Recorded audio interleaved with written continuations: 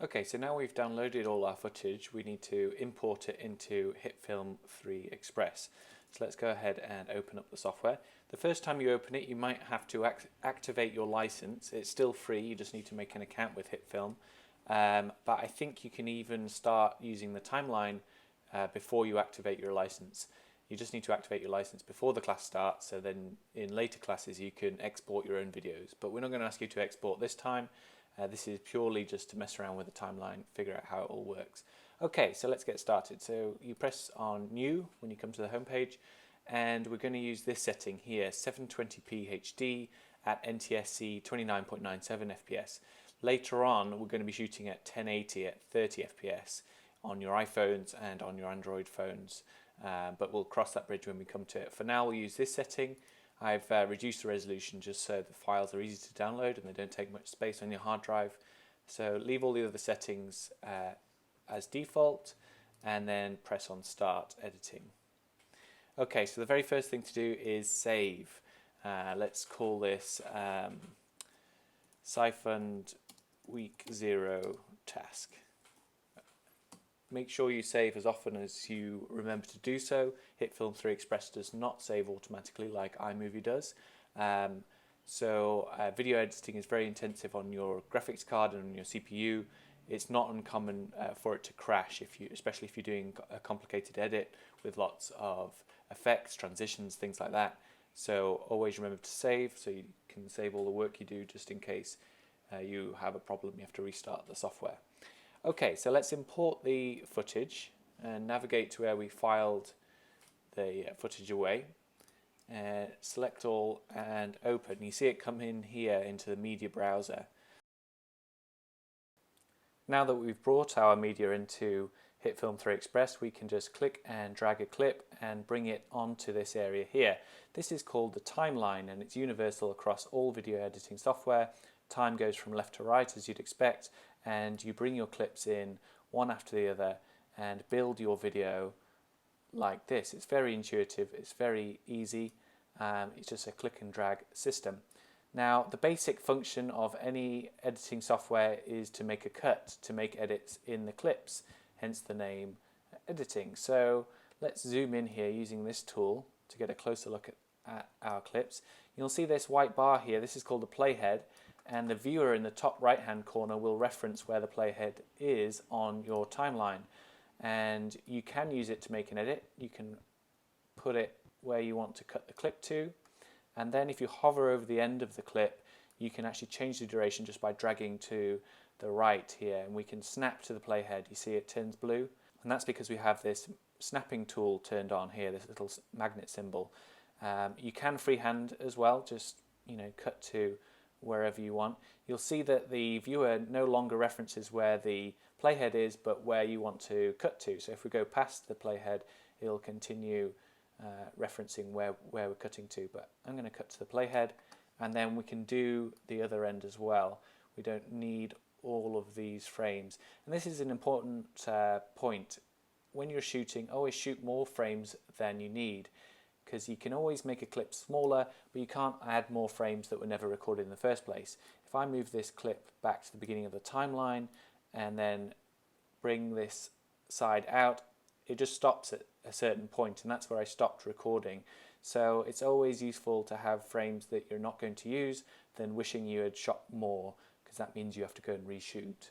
So I'm going to leave that clip around there, and like you see we've made a big space here and the playhead will reference nothing, so you'll have a black section in your video. If we were to export this now, this will be a long section of nothing going on, and unless that's intentional you should just bring the next clip to meet the first.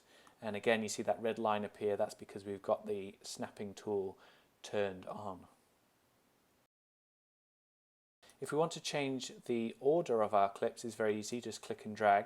If you want to place this clip in between two others, you can drop it straight away like this, but you'll see it just overwrites what was underneath it. It's actually cut this clip for you, it's made it shorter, which you may want. If you don't, we can always undo, Command Z or Control Z or Control Z for the Americans. So we can undo those moves there. If you want to keep all of this clip, you're going to have to make space first, put these together, select it all, and then put it up against this first clip now. Now, I don't actually want to make that edit, I actually want this clip back here, but it was just to illustrate a point. Okay, so we've changed the duration, we've changed the order of your video. Now I want to show you a second way that you can make a cut. So far we've been cutting along this one line of video. I'm just going to bring one more clip onto that track. Here we've got two shots of Jai looking through his binoculars, one from the front and then one from behind. I'm going to cut this clip to about there, and then I'm going to cut this clip to about there. Move them together, and now the cut makes sense because he's looking through his binoculars and we cut to the same action. Now if I bring in a shot of a snowy plover, we could do one of two things. I can put it here, but now it splits this one clip that we had in two. There's like a little bit of it there. If I zoom in, you'll see that the first part has been completely separated from the second. And if we don't want that to happen, we can put this snowy plover clip on the second line of video. And this is really useful because we may want to adjust the timing of this, we may want to change the duration of the shot of the bird, or change the duration of this main shot under here. And this is just a really easy way just to keep the edit more fluid and changeable in the future. It's also a really good way just to keep different types of shots separated. So it's really nice because now if I press spacebar to play through, it's like we get a perspective through Jai's binoculars, even though I recorded this snowy plover at a completely different time to recording the shot of Jai. Now what you'll notice is that the audio for the snowy plover has come through with it, and when I move the clip around, the audio underneath moves with it. And sometimes that's okay, but especially with B-roll, because you recorded it at a different time, and usually it's of a the footage itself is of a different thing than your A-roll, the audio that's associated with the B-roll can sometimes not make sense for what's going on in the main footage. So I remember I recorded this snowy plover on a windy day. You can even see he's hiding behind a pebble here to get out the wind, and what that means is the audio is unusable. So there's two things I can do in order to sort that out. I can take this line that's running through the audio track and I could just bring it all the way down to the bottom. That makes a global change to the volume and just turns it to mute basically. And that's useful because if I want to keep the audio around for later, I can bring it up again if I decide I do want to use it for whatever purpose. If I want to get rid of this audio completely now and I try and delete it, the video clip disappears as well because they're linked. So if I just undo that, and I can get rid of the video first by unlinking the audio from the video. So if I deselect and select again, now I can move the audio independently, I can change its duration independently from the video, and I can just get rid of it. And that's what I want to do with that. And that's really useful if you've got video clips that you like the images, but maybe the sound isn't relevant or useful. Okay, so I showed you how to manipulate the volume of an entire audio track, but what if you want to manipulate the volume of an audio track in a specific place, primarily for smoothing out a transition?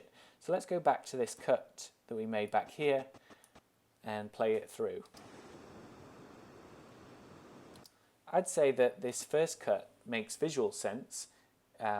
It's almost like we could have had two cameras, one facing this way and the other facing this way, but there is a change in the audio, and that can be quite distracting for your audience if you can hear the cut take place, because that's not something that happens in reality.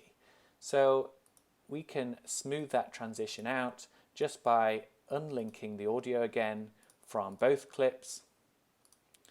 And now what we're going to do is we're going to bring this audio track down onto audio 2.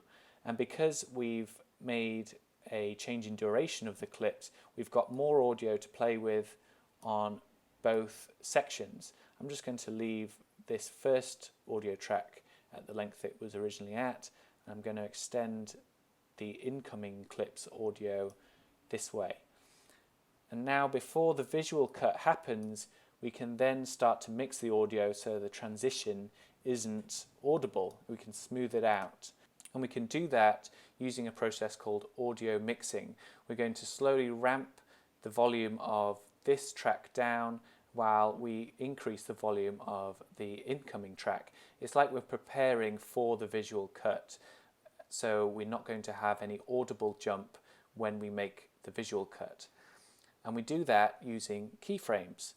So if I hover over the volume line here, like we saw before, but this time I'm going to hold down Command on a Mac or Control on a PC and make a click.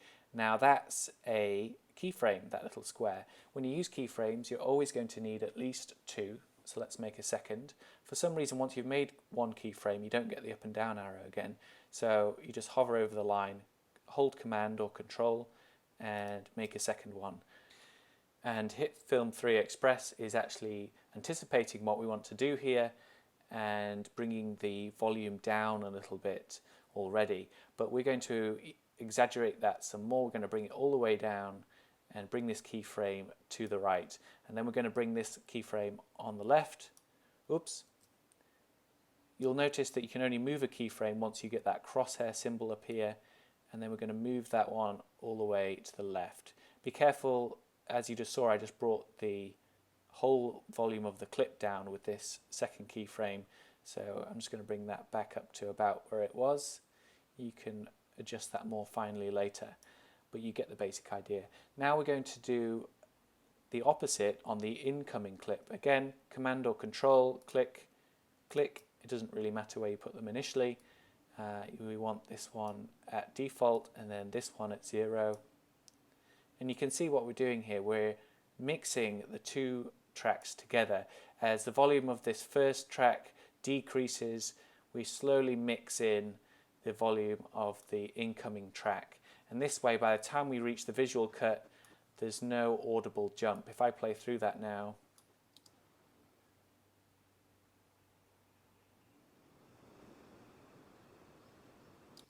there's a slight increase in volume. That's probably because I messed up this volume here, and this could be a little bit quieter as well.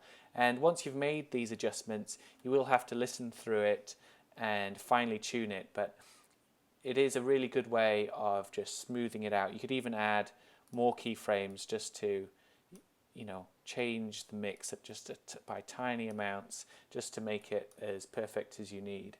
And I think that's about everything.